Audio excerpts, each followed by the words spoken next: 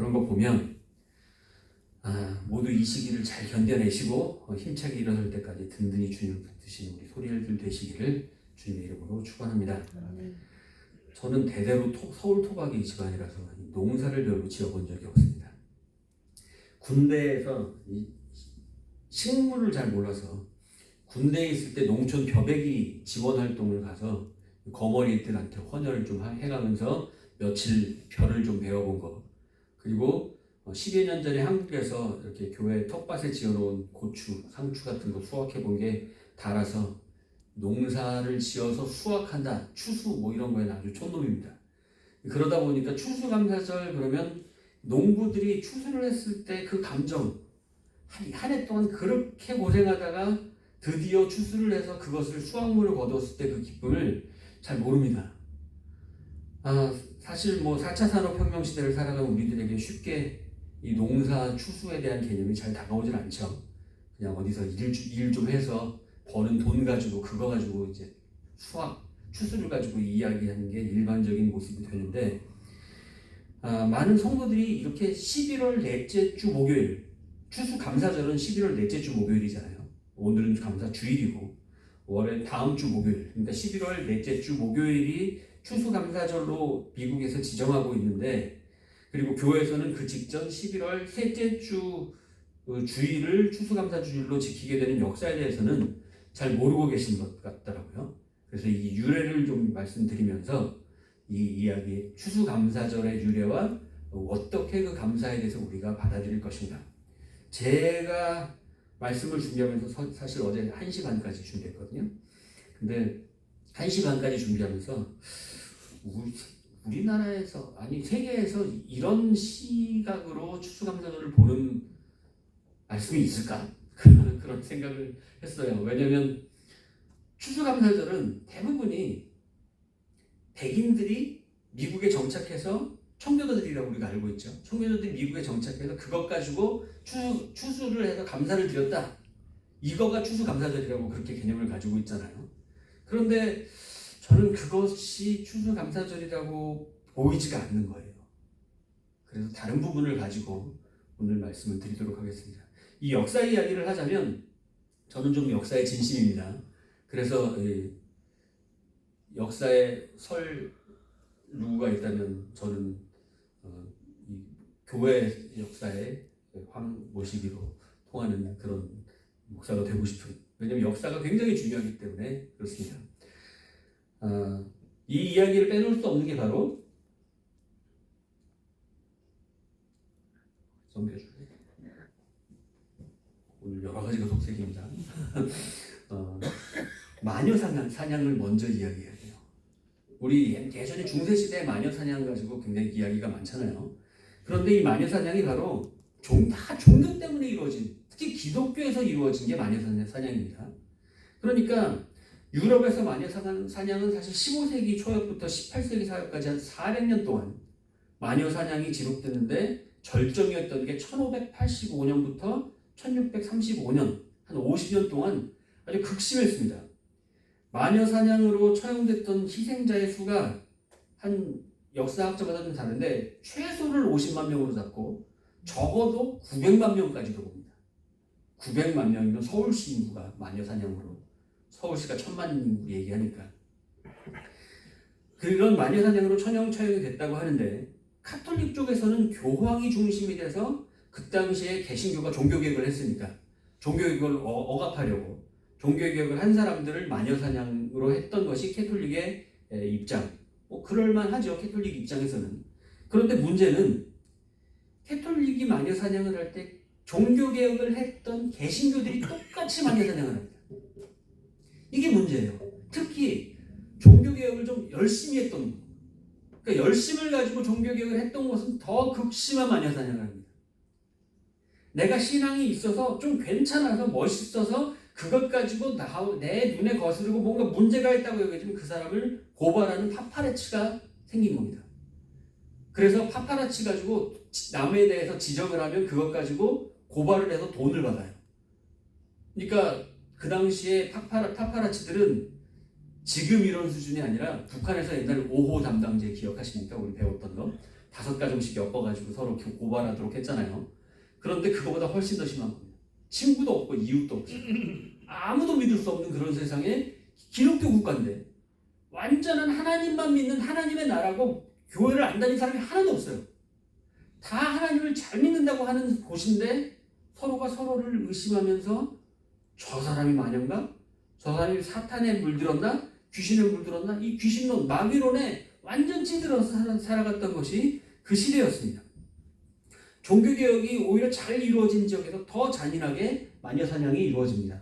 저 그림들 보면 마녀라고 잡아가는 사람들, 주변에 사람들이 이 파파라치로 지적해서 잡아가는 모습이고, 아래 보면 이제 줄줄이 목매달려 있고 또 화형에 처해지는 그런 상황이 있습니다. 오죽하면 1485년 때 이 책이 나왔습니다. 이게 지금도 번역이 되는 책인데, 이 마녀 사냥을 할 때 이런 책이 나왔던 겁니다. 마녀를 심판하는 망치, 마녀 사냥을 위한 교본. 이래가지고 이 책을 지금도 번역해서 보실 수가 있어요. 그런데 이 책이 나온 연도를 보니까 1485년도입니다. 이런 시대를 종교개혁 시대, 가장 기독교가 멋있다고 해서, 우린 종교개혁 시대 그럼 굉장히 멋있게 보잖아요. 캐톨릭에서 기독교가 나왔고 그래서 더 기독교가 되게 멋있게 나온 것 같지만, 사실 캐톨릭이 종교개혁 시대 때 너무 타락했다고 뭐 르네상스 교황 시대 이야기했지만, 종교개혁, 기독교도 이 시대를 이야기하지 않습니다. 이 시대 역사를 진짜로 이야기하지 않아요. 왜냐하면 너무 부끄러운 역사들이 많았기 때문에.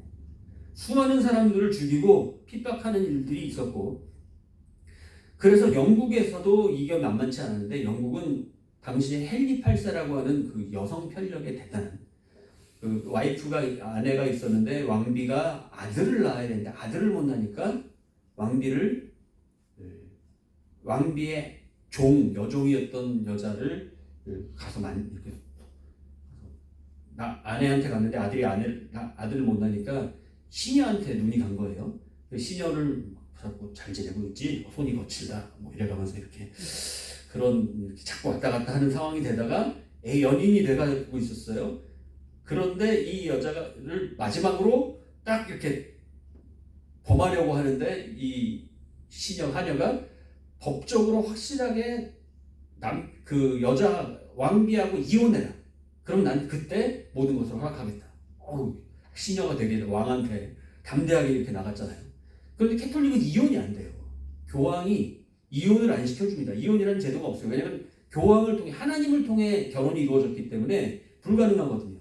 그래서 헨리 8세는 그래, 너희 로마 교황청이 우리의 이혼을 안 받아주면 나는 이 여자하고 결혼해야 돼. 여자 이름이 앤이었어요.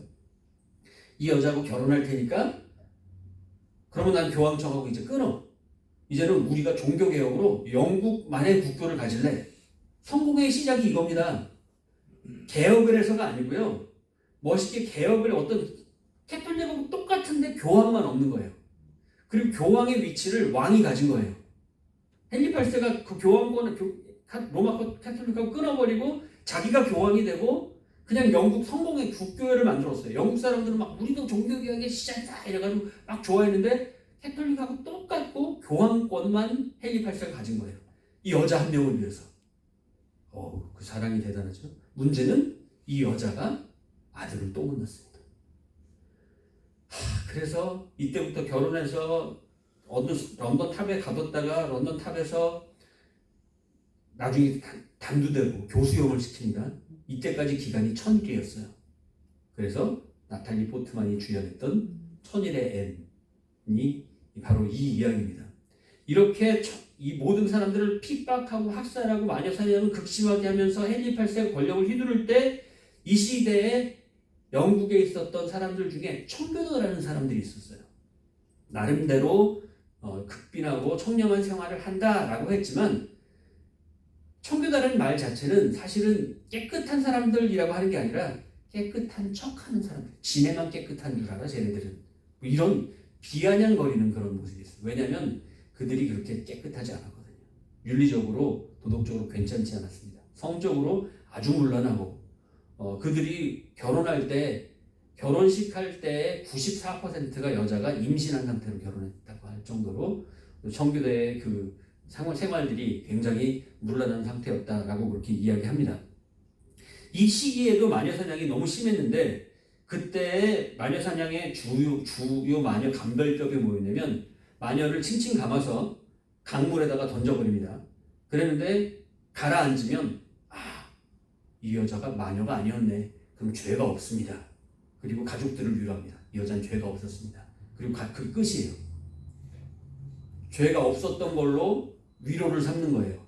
그리고 물에 떠오르잖아요. 마녀네 이러고 이제 꺼내갖고 불까지 지릅니다. 이런 상황이 마녀 감별법이었어요. 그러니까 마녀를 찍히면 물에 던져보는 겁니다. 이런 말도 안 되는 일들이 벌어졌는데 마녀 사냥이 극심해지는 상황에서 서로 파파라치들은 지적하고 이것으로 돈을 벌고 그 사람들은 부유하게 살아가면서 마녀가 아닌 사람들까지 전부 지적하는 일들이 횡행합니다. 기독교를 믿으면서 사랑 가운데 살아가는 이들에게 신앙으로 인해 천국을 살아가야 되는 이들에게 지옥을 만들고 있었던 겁니다. 항상 이런 일들 앞에는 신앙이 부족한 사람들이 있는 게 아닙니다. 누구보다 신앙이 있다고 하는 사람들, 남들에게 인정받고 뭔가 위치가 있고 힘 좀 쓰는 그런 사람들이 이런 일을 벌입니다. 이런 심각한 상황에 영국에서는 성공회가 자리 잡고 있지만 청교도들은 그러면서 이단으로 규정되고 추방받고 사형도 당하고 국가로부터 아무런 보호를 받지 못한 채 파면되고 있기 때문에 1608년에 종교 자유를 보장해주는 네덜란드로 건너가게 되고 12년 후에 영국과 네덜란드가 수교를 하는 바람에 거기서 청교도 색주를 또 하게 됩니다. 그래서 거기서도 핍박이 가해지니까 할 수 없다. 그래서 1620년 청교도인이 35명 그리고 일확천금을 꿈꾸는 신대륙을 찾는 상인들이 65명 그리고 선장 이렇게 101명 110명이라고 하는데 왜 110명으로 출발했다가 10명 정도가 거기서 죽었어요. 그래서 신대륙에 도착한 사람들은 이렇게 101명입니다. 그런데 101명 중에 모두가 청교도라고 이야기하는데 당시 종교가 하나였으니까 상인들도 교회를 같이 이렇게 신앙생활을 할 수밖에 없었으니까 모두가 청교도라고 하는 거죠. 그게 지금 저 왼쪽에 있는 메이플라워 저기 1957년에 복원을 했대요. 너무 멋있죠. 1600년도에 있었던 배인데 저렇게 멋있는 배였을까 싶지만 하여튼 복원한 모습이 저런 모습입니다. 저렇게 저 배를 타고 석 달, 3달 정도를 항해를 하면서 거의 2달 반 정도를 항해를 하면서 도착합니다. 도착한 곳이 바로 매사추세츠 보스턴 근처에 있는 저 플리머스 바위라고 하는 곳이고 지금 저렇게 저 도착한 곳을 예쁘게 해놔가지고 관광지로 만들어놨어요. 청교도들이 메이플라워가 도착한 곳이다. 그래서 저곳에 만들어놨습니다. 그렇게 이들이 도착했는데 여러분들 보스턴 지역이 얼마나 추운지 아시죠? 겨울은 거의 한국 느낌이잖아요. 아주 겨울에 추워요. 그런데 도착 날짜가 12월이에요. 아무것도 먹을 게 없고 준비가 아무것도 되어 있지 않아요. 뭐 먹을 거를 잡을 수 있는 사냥도구나 낚싯대 하나 없습니다. 그런데 여기 도착했으니 먹을 게 없어서 다 굶어 죽고 얼어 죽고 옷도 없고 이래서 봄이 될 때까지 그들이 살아난 숫자가 딱 절반이 다 죽어버렸어요. 그리고 절반이라도 살아남아서 완전히 삐쩍 마른 채로 다들 독감 환자, 폐결핵 환자, 식량 부족으로 쩔쩔매고 있는데 여기에 저 아래에 있는 완파노악이라는 무시무시한 원주민들이 등장한 겁니다. 저 원주민, 우리는 인디안이라고 이야기하는데 인디안은 사실 좀 좋은 얘기는 아니고 원주민, 그 원주민들이 저기에 도착해서 근데 사실 저 원주민들은 그 이전에 백인들이 와서 노예로 잡아갔었어요. 자기 가족들을. 그래서 유럽에 팔아넘겼고 그러니까 백인들에 대한 거부감들이 굉장히 있었겠죠. 그런데 지금 자기네 구역에 백인들이 와서 저렇게 자리를 잡고 있으니 이 사람들이 와서 어떻게 하겠습니까? 우리라면 어떻게 하겠습니까? 내 아내를 잡아가서 노예로 팔아넘긴 저 인간들, 우리 자식들을 팔아넘긴 저 인간들. 그러면 뭐 원시 부족이라고 안 해도 우리라고 해도 가만히 있겠어요? 막 그럴 만한데 이들이 오더니만 너무 불쌍히 여긴 거예요. 굶어 죽고 막 쩔쩔매고 있으니까 너무 불쌍히 여기서 와서 먹을 걸 다 대주고, 먹을 거 보장해주고, 농사 짓는 방법, 벼부터 뭐 감자, 토마토 이런 모든 것들을 재배할 수 있게 방식을 다 알려주고, 물고기 잡는 법까지 전부 알려줍니다. 그래서 이들이 농사를 짓고 물고기 잡고 그러면서 이제부터 살아가기 시작하는 거예요. 그리고 주변 다른 부족들이 공격해 올 수 있으니까 이 완파노 부족들이 다 지켜주고 보호해줍니다. 불같이 협정을 맺고 서로 돌봐주는 일들을 합니다. 저 그 사진을 보면 잘 안 보이시겠지만 목에 보면 쇠사슬이 있어요. 노예로 팔려가 있었던 사람들입니다. 그런데 이 사람들이 이 모든 것을 지휘했던, 어쩌면 이 완파노악 쪽이 도와주지 않았다면 한 사람도 살아남지 못했을 수 있었어요. 그런 상황인데 완파노악이 와서 도와줬고, 그래서 모든 것을 지휘한 사람이 바로 마사소이시라고 하는 추장입니다. 이 동상이 지금 세워져 있어요. 이쪽 지역에 이 마사소이시라는 추장이 우리를 도와줬다. 동상을 세워놓고 저렇게 한적한 곳에 하나 세워져 있는 동상이 있습니다. 그런데 지금 이 마사소이시 미국 사람들을 살려줘서, 지금 백인들을 살려줘서 청교도가 세서 미국이 세워졌다면 미국의 건립의 아버지는 누굽니까? 저는 이 사람이라고 주장합니다.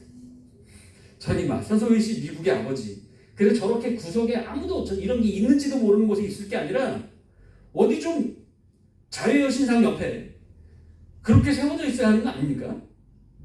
그런데 아무도 몰라요. 이런 얘기를 아는 사람이 없습니다. 이 마사소이 때문에 미국이 세워졌다는 걸 알지 못해요. 저 플리머스 지역에 저 동상이 세워져 있는데 조지 워싱턴도 에브라임 링컨도 아니고 저 마사소이시 미국의 건립자라고 저는 그렇게 주장합니다. 저렇게 초라하게 아무도 모르는 동상 하나 세워놓고 그때는 땡큐 했어 라고 한다면 정말 양심 없는 거 아닙니까?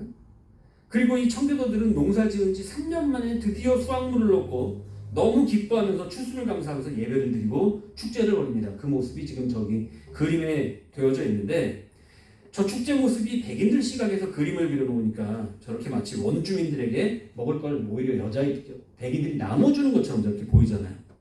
통통한 예쁜 여인이 주인공처럼 보이는 저런 그림을 그려놨는데, 당시 마사소이 이 추장이 이들의 축제를 기뻐해주면서 부하 90명을 데리고 55마리 토산물들, 옥수수 튀김, 그리고 감사절 메인 디시 뭡니까? 칠면조, 터키잖아요. 칠면조는 일본에서 만든 이야기입니다. 머리끝부터 목까지 7가지 색깔이 있는 새다. 칠면조라고 일본 사람들이 한 건데, 미국에서는 뭐 터키의 뿔닭이라고 하는 게 터키하고 아주 비슷하게 생겼대요. 그래서 터키라고 그렇게 하고 가불가불이라고 하죠. 우리는 닭 보고 꼬꼬댁, 애들 보고 꼬꼬댁 지나간다 뭐 이렇게 얘기하잖아요. 이 가불가불 이렇게 얘네들이 해서 가불가불. 그래서 이거 우리가 칠면조라고 하지 말고 가불조라고 해야 되는 거 아니냐 뭐 이런 얘기를 합니다. 이 가불조가 메인이 되어져 있는데, 이 가불조를 엄청나게 갖고 옵니다. 그래서 지금 여기 사람들에게 처음 막 요리를 해갖고 먹여주는 거예요. 근데 언제 고기로 제대로 단백질 보충을 했나요? 지금 우리는 칠면조로 된 뭐 있으면 안 먹잖아요. 마트 가서 손이 안 가죠. 맛없다고. 근데 이 당시에 단백질 보충을 못했던 사람은 너무 맛있는 거예요. 그래서 지금도 이때 맛을 잊지 못하고 이 추수감사절만 되면 칠면조를 먹는 거예요. 이들이 터키를 먹게 돼 있는 거죠. 이때 먹었던 칠면조가 너무 맛있어서 이들은 지금도 칠면조 요리로 추수감사절을 보내는데, 그래서 지금 1년에 칠면조가 4,500만 마리가 도살당한다고 합니다. 한국 인구의 칠면조가 도살당하고 있다고 하죠. 지금 이들에게 하나님께서는 완파노와 원주민들의 배려와 사랑을 통해서 파티를 열어준 것, 이것이 사실 추수감사절이었습니다. 물론 이들의 수확도 있었지만 그것은 열악한 어떤 그냥 겨우 먹을 수 있는 음식물이었고, 실제로 이 축제는 완파노아 그리고 마사소이 추장이 만들어준 실제 축제였다는 거죠. 그리고 이들은 자신이 믿고 있던 하나님을, 이 완파노아 쪽이 하늘님이라고 믿었던 자신들의 신을 청교도들이 믿는 하나님과 같은 분이라고 여기고 기독교인으로 다 개종합니다. 전체가 기독교인이 되어버렸어요. 완파노학 쪽이. 너무 선교적인 일이 벌어졌어요. 그리고 이 사람들은, 청교도들은 모든 것이 하나님의 축복이고 하나님께서 우리 위해 준비하신 여호와 일의 기적이라고 그러면서 이 완파노학 족속과 추장은 하나님이 보내신 천사들이다 라고 그렇게 고백합니다. 굶주림에 그렇게 고통받으며 다 죽어가면서 땅을 일구었던, 무언가 먹을 수 있다는 것, 이렇게 농사를 지으면 나중에 뭘 먹을 수 있을까라는 희망으로 살아왔던 사람들에게 이 추수감사에 대한 예배는 어떤 의미가 있었을까요? 오늘 우리들이 그냥 나 잘 먹고 잘 살지, 하나님이 나 복 주셔서 그냥 살만하지, 이런 개념하고는 너무 다른 느낌이었지 않았겠습니까? 100년이 지나서 1789년 조지 워싱턴이 이 11월 26일을 추수감사절로 지정했고, 아브라함 링컨은 11월 마지막 목요일로 지정했고, 프랭클린 루즈벨트가 국경일로 지키게 그렇게 합니다. 그래서 엄청난 경기 침체가 올 거라고 모두가 예상하는 지금 올해 2023년 추수감사절은 미국 역사상 가장 큰 규모의 여행객이 움직일 거라는 최고의 기념일로 미국에서 자리를 잡게 되는 겁니다.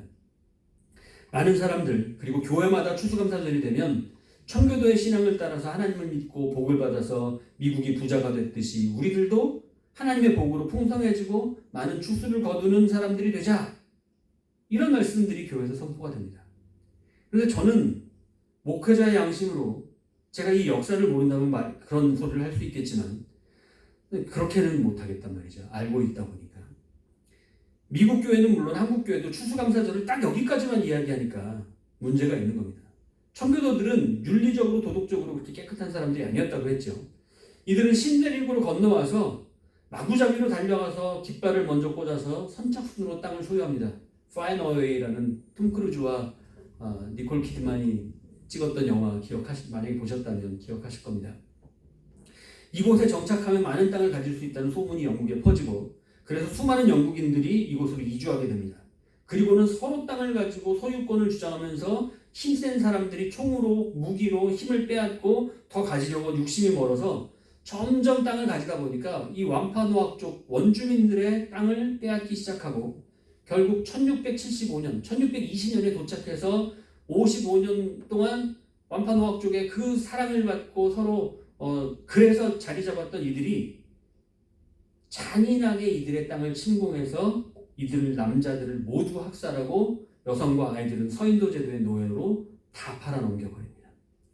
원주민들은 기독교로 개종한 상태에서 신앙으로 마음을 열고 그들을 십자가의 사랑으로 품어주지만 이들은 그들을 학살하고 그것으로 정착에 성공하고 뉴 잉글랜드라는 땅으로 이름을 정합니다. 이들의 영토 확장은 동부 지역으로 점점 확산하고, 그리고 다 원주민들을 강제로 서부로 몰아내는 일을 시작합니다. 특히 조지아 지역에 살던 체로키족 들어보셨죠? 체로키족의 영토 주변에 금이 발견이 되어버렸어요. 그래서 황금 러쉬가 시작이 되고, 그래서 백인들이 몰려 들어옵니다. 그 바람에 이곳에 살던 체로키족은 저항을 했지만 1838년 미국 군대의 대포와 총에 굴복할 수밖에 없었고, 결국 오클라호마까지 강제 이주 4,000km를 걸어서 이주하게 됩니다. 4,000km를 걸어서 갑니다. 저것을 미국 역사로 나와 있는데 트레일 오브 티어스라고, 눈물의 길. 그래서 저 길 안에서 다 얼어 죽고 굶어 죽고 이런 일들 가운데에서 지나가는데, 문제는 이들도 기독교로 다 개종을 했어요. 이 원주민들이 기독교로 다 개종한 상태에서 이 길을 걸어가면서 한 발짝 하나 잡죠. 눈물의 길을 걸어가면서 찬송을 부릅니다. 그 찬송이 뭔지 아세요? 오늘 우리가 불렀던 찬양, 어메이징 그레이스입니다. 어메이징 그레이스가 언제 나왔느냐? 체로키족이 저 눈물의 길을 걸어가면서 4,000km를 이주하면서 도대체 이 길이 내 인생에 더 나아질 것 같지 않고, 하나님이 정말 나를 복으로 이끄시는 건가, 이 길이 좋은 건가, 어떤 일이 우리 앞에 보장될 것인가 하나도 생각하지 못하는 상태에서도 오늘 이 길에 하나님이 함께 하시고, 오늘 우리들은 하나님의 은혜 가운데 오늘도 살아있고 그래서 살아가고 있다는 그 감사로 어메이징 그레이스를 찬양하면서 갔던 것이 이들의 찬양이었던 겁니다. 명가수들이 가진 기교를 넣어서 기가 막히게 불러대면 수많은 미국인들이 눈물을 흘리면서 들었던 하나님의 은혜를 생각했던 이 찬송은 그들이 그렇게 은혜롭게 부를 찬송은 아니었습니다. 기독교로 개종한 체로키족은 울면서 4,000km를 걸어가면서 굶어 죽고 얼어 죽으면서 하나님 앞에 감사와 찬양을 잃지 않으려고 부른 찬송이 바로 이 어메이징 그레이스였다는 겁니다. 지금 미국의 주인이 된 자들은 이제 자신의 무기 이름으로 아팔치라는 헬기, 자동차 이름에 체로키, 미사일 이름 토마호크 이렇게 원주민들의 것에 이름을 지으면서 마치 원주민들이 대단히 위협적이었고 공격적이었다고 그렇게도 이야기하고 있지만 사실은 반대였던 거죠. 영화 늑대와 춤에 나오는 원주민 마지막 부족이었던 사람들이 수우족입니다. 1890년까지 미국에서 마지막까지 원주민이 대항하는 사람들이었는데 총과 최신 무기로 무장한 1차 기병대를 전멸시킵니다. 그런데 그 바람에 토벌대를 보내서 이들이 학살되는데 200명의 여인, 노인, 어린아이들까지 마지막으로 남아있는 원주민들을 전원 학살하면서 모든 원주민들을 토벌하는데 바로 이 토벌했던 장소가 사우스다코타라고 하는 러시모산 국립공원에 있는 저 큰 바위 얼굴 기억하십니까? 저 4명의 얼굴이 박힌 곳이 바로 수족, 바로 그 원주민들의 성지였던 저들이 성스럽게 여겼던 장소에 저 4명의 얼굴을 저렇게 조각해 놓은 겁니다. 미국인들이 원주민들을 이제 모두 정벌했다는 기쁨에 그 성지에 위대한 대통령 얼굴 4사람 아브라함 링컨, 조지 워싱턴, 루즈벨트, 토마스 제퍼슨을 세워놓은 겁니다. 이게 얼마나 잔인하고 치사한 건지 아십니까? 광화문 광장에 도요토미 히데요시 동상 세워놓은 거하고 똑같은 이야기죠. 역사 이야기가 너무 길어졌지만 이런 추악한 역사 위에 완전히 왜곡되고 미화된 추수감사는 미국의 과거를 잘 기억하고 회개하면서 치러져야 되는 절기라고 저는 주장합니다. 이런 모든 것을 덮고 그 위에 감사 축제를 벌이고 있는 것을 우리 하나님께서 정말 보시고 기뻐하며 받으실까요? 오늘 성경 말씀은 다윗이 썼다는 시였습니다.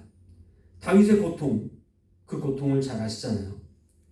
다윗의 고통, 이스라엘 모두가 골리앗이 하나님의 이름을 그렇게 욕하고 벌벌 떨 때 나서서 그를 물리치는 바람에 사울 왕을 질투를 샀고 젊은 시절의 인생 자체가 공포스러운 도피 생활이었습니다. 청소년 시기부터 30세가 될 때까지 가장 아름다운 인생의 시기를 가장 비참하게 살았던 사람이 다윗입니다. 사울을 2번이나 제거해서 그 기간을 줄일 수 있었음에도 하나님이 기름 부으신 자를 내 손으로 해할 수 없다면서 이 동굴에서 저 동굴로 옮기며 살아갑니다.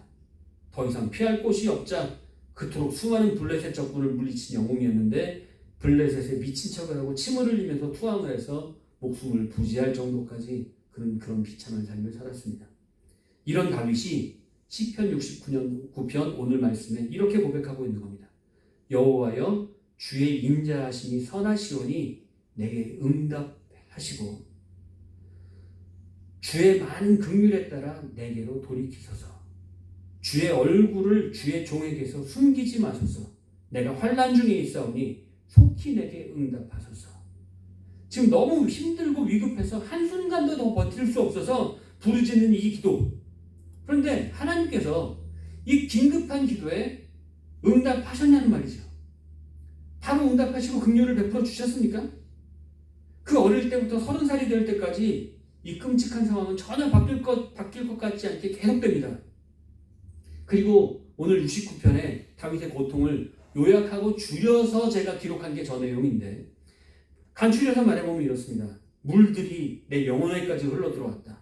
나는 설 곳이 없는 깊은 수렁 속에 빠졌다. 내가 하나님을 향해 부르짖음으로 피곤하여 내 목이 마르고 내 하나님을 바라서 나의 눈이 쇠했고 내 형제들에게는 객이 되고 어머니의 자녀에게는 낯선 사람이 되었다. 곡하고 금식했더니 도리어 그것이 나의 욕이 되었고 사람들은 나를 향해 온갖 비방과 수치와 능력을 한다. 쓸개를 내 음식물로 먹게 하고 목마를 때는 식초를 마실 수밖에 없었다. 다윗이 해결해달라고 이 상황들을 간구하지만 이 상황은 마치 끝이 없는 것처럼 느껴집니다. 그런데 다윗이 30세 왕이 되고 이제 떵떵거리고 살 수 있게 되니까 그제서야 하나님께 다윗이 감사하던가요? 30세 이후에 왕위에 올라가고 나서 다윗이 감사한 겁니까?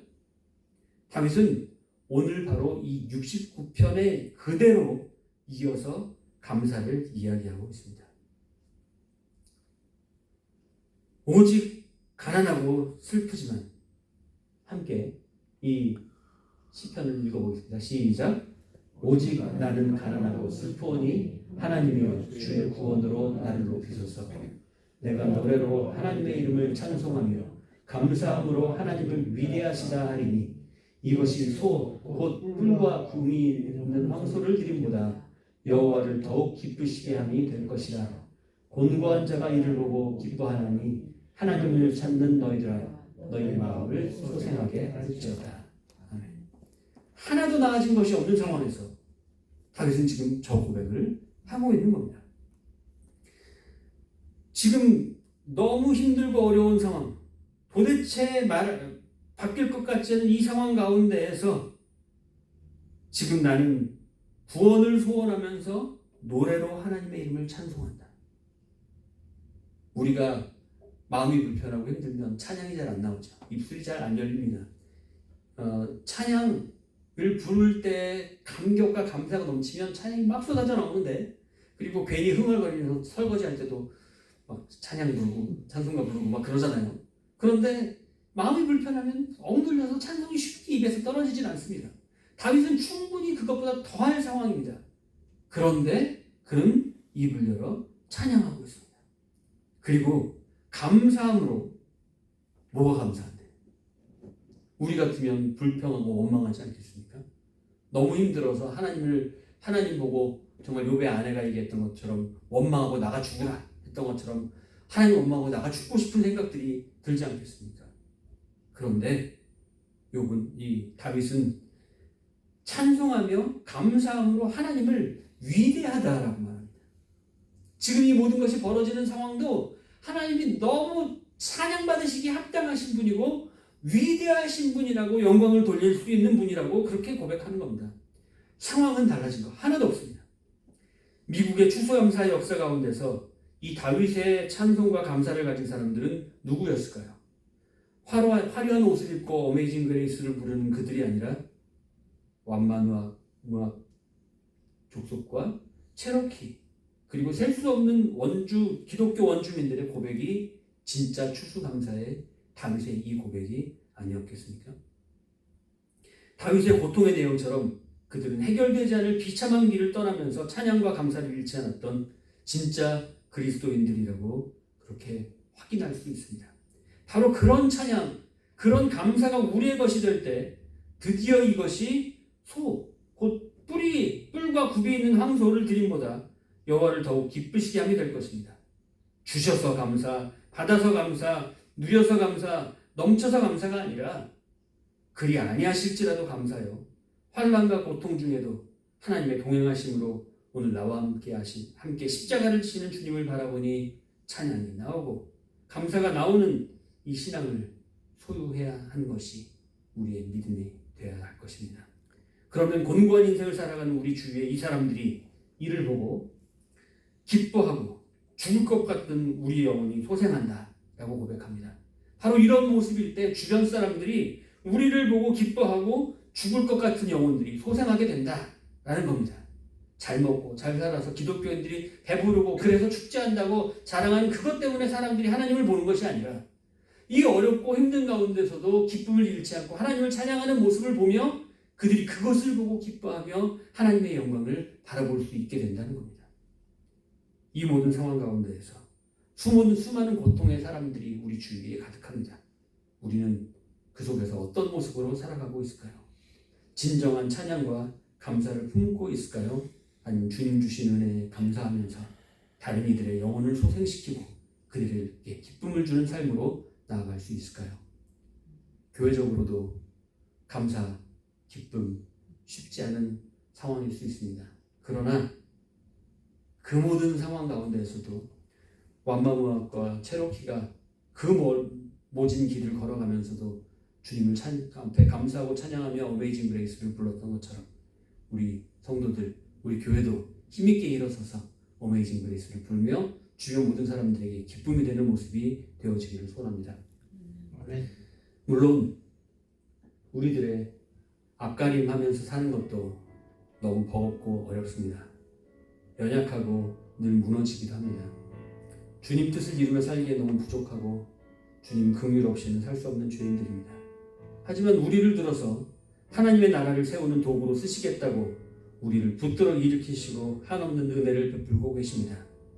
지난 우리 인생 가운데 펼치셨던 온 세상 위에 넘치는 하나님의 은혜가 느껴지시는지요?